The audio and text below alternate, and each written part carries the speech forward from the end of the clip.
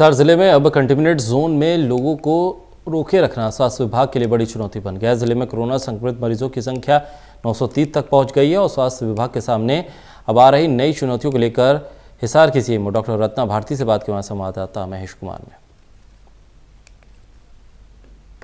Corona संक्रमित मरीजों की कुल संख्या अब 930 तक पहुंच चुकी है। उसी के साथ हिसार जिले के आदमपुर के इलाके में कंटेनमेंट जोन को लागू करवा पाना स्वास्थ्य विभाग के लिए बड़ी चुनौती साबित हो रहा है। और इसी पर बातचीत के लिए हमारे साथ इस वक्त मौजूद है हिसार की सीएमओ डॉक्टर रत्ना भारती। 930 का जो कुल आंकड़ा पहुंच चुका है मैडम, रिकवरी रेट के हिसाब से अगर बात करें और लेटेस्ट ट्रेंड के हिसाब से अगर बात करें तो किस तरह की तस्वीर उभरती नजर आ रही है?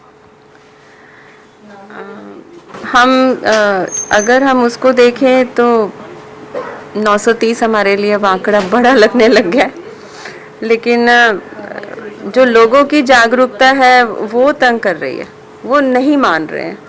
कल मैंने विजिट करा आदमपुर में, तो आदमपुर में अग्रोहा धाम में एक परिवार के 5 लोग तो अग्रोहा धाम में लेके आए हुए हैं।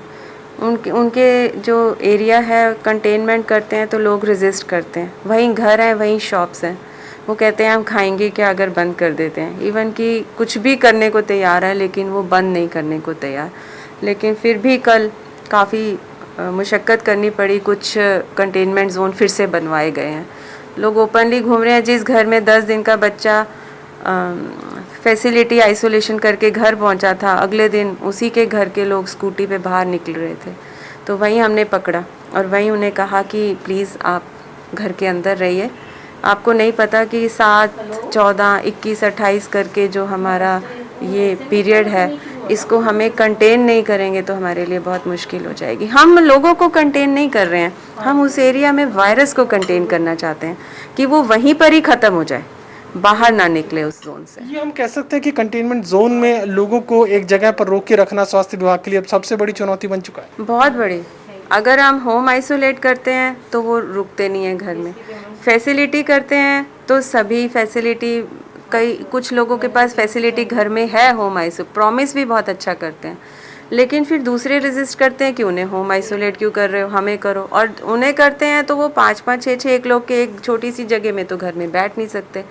तो ये फैसिलिटी में करना है, होम करना है, ये हमें बहुत सोच समझ के फ़ैसला लेना पड़ता है। कोई गर्भवती है, किसी का छोटा बच्चा है, किसी का बच्चा पॉजिटिव है 6 महीने का, माँ नेगेटिव है, वो सिचुएशन बड़ी गंभीर हो जाती है कि अगर हम बच्चे को छोड़ रहे हैं तो मुश्किल आ जाती है। कोविड केयर सेंटर्स की संख्या में भी क्या इजाफे की ज़रूरत है, क्योंकि अगर संक्रमित मरीजों की संख्या बढ़ रही है तो जाहिर है संसाधन ज़्यादा ज़रूरी रहेंगे? नहीं, कोविड केयर सेंटर अभी तक की संख्या को देखते हुए हमारे पास सफिशिएंट है, लेकिन अब हमने वो कहते हैं ना डिसेंट्रलाइज कर दिए। जो हाँसी, सिसाई, सोरखी के केसेस हैं वो ओम इंस्टीट्यूट में जा रहे हैं गढ़ी में। बरवाला, उकलाना के केसेस को हमने इधर ढानी गारन की तरफ कर दिया, आयुर्वेदिक हॉस्पिटल में, नेशनल में। इधर वाला सारा एरिया जाट धर्मशाला, यादव धर्मशाला लोकल में, और या फिर अग्रोहा धाम में जा रहा है। अभी हमारे पास सफिशिएंट है, ऐसी कोई बात नहीं है। कोविड-19 असंक्रमित मरीजों को अगर छोड़ दे तो तमाम जो दूसरी बीमारियों से संक्रमित मरीज हैं उनके लिए किस तरह की सुविधाएं हम जुटा पा रहे हैं, क्योंकि पूरा जो फोकस है वो कोविड-19 पर है, तो ऐसे में बाकी जो मरीज हैं वो परेशानी की हालत में?